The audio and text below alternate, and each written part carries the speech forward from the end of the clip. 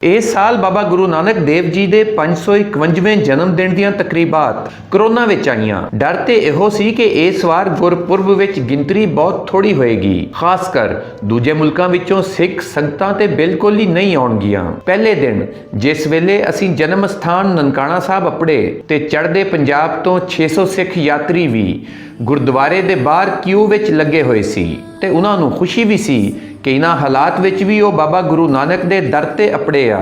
बहुत ही ਵਧੀਆ ਲੱਗਿਆ ਜੀ।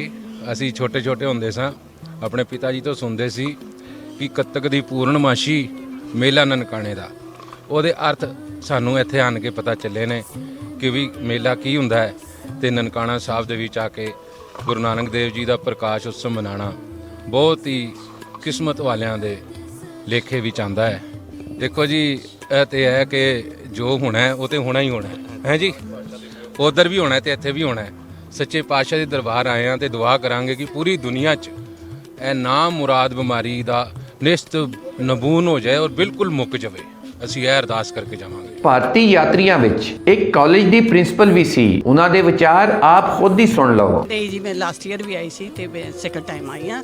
ਸੈਕੰਡ ਟਾਈਮ ਤਾਂ ਆਪੇ ਬਾਬਾ ਖਿੱਚ ਲਿਆਉਂਦਾ, ਲੇਕਿਨ ਇਹਨਾਂ ਲੋਕਾਂ ਦੀ ਖਿੱਚ ਸਾਨੂੰ ਬਹੁਤ ਜ਼ਿਆਦਾ ਵਾ, ਕਿਉਂਕਿ ਮੈਂ ਉਧਰ ਪੰਜਾਬ 'ਚ ਵੀ ਹਰ ਜਗ੍ਹਾ ਜਿੱਥੇ ਵੀ ਲੈਕਚਰ ਕਰਦੀ ਹਾਂ ਮੈਂ ਇੱਕੋ ਹੀ ਜ਼ਰੂਰ ਕਹਿੰਦੀ ਹੁੰਦੀ ਹਾਂ, ਜੇ ਕਿਸੇ ਨੇ ਅਦਬ ਕਰਨਾ ਸਿੱਖਣਾ, ਕਿਸੇ ਨੇ ਰਿਸਪੈਕਟ ਕਰਨੀ ਸਿੱਖਣੀ ਆ ਤਾਂ ਉਹਨਾਂ ਲੋਕਾਂ ਤੋਂ ਸਿੱਖੋ, ਤੁਹਾਡੇ ਲੋਕਾਂ ਤੋਂ ਸਿੱਖੋ।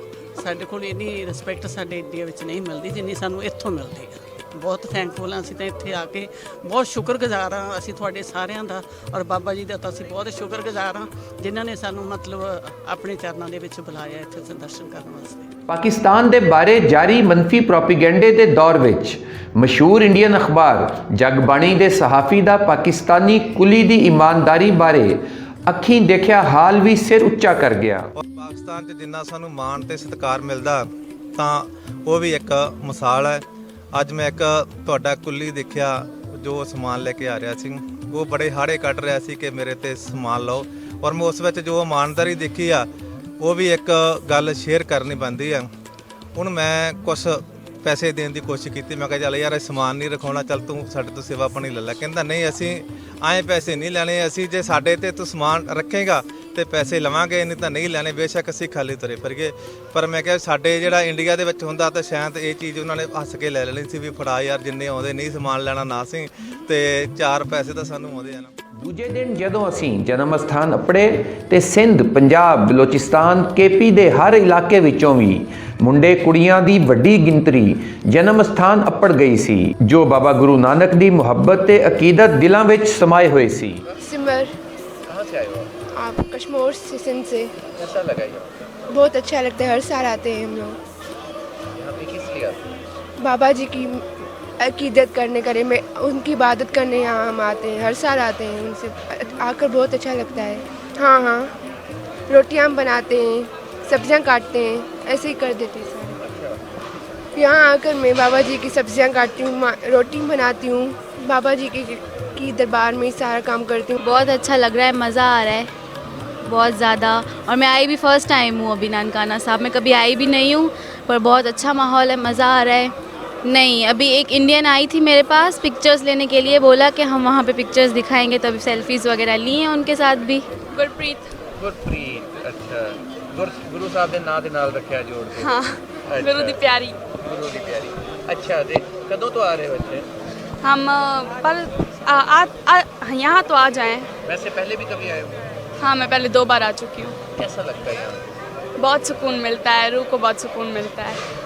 कहो आपने कोई बाबा जी से उनकी बातें भी करते हो, दुआएं भी करते हो? बहुत दुआएं करती हूँ।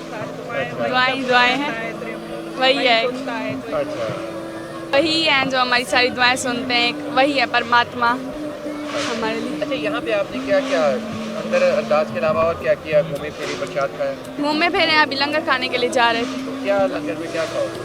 जो होगा सब खाएंगे। अच्छा, तो कल परसों क्या खाया था? कल मैं आज ही आई हूँ। तो अभी आप बाहर भी जाओगे घूमने? नहीं, बाहर नहीं जाना, अभी लंगर के बाद हम सेवा करने के लिए जाएंगे। अच्छा, ठीक है।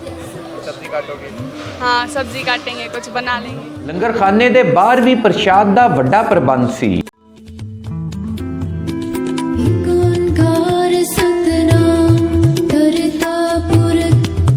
Nirapur nirvel akal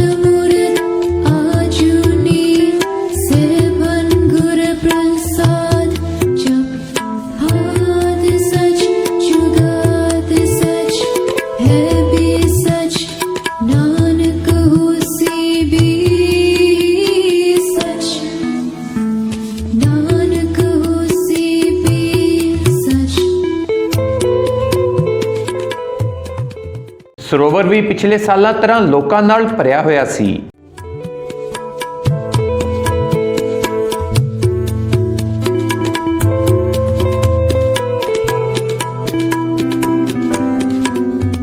ਤੀਜੇ ਦਿਨ ਨਗਰ ਕੀਰਤਨ ਵੇਲੇ ਲੁਕਾਈ ਦੀ ਗਿਣਤੀ ਵੇਖ ਕੇ ਤੇ ਅੱਖਾਂ ਖੁੱਲੀਆਂ ਹੀ ਰਹਿ ਗਈਆਂ।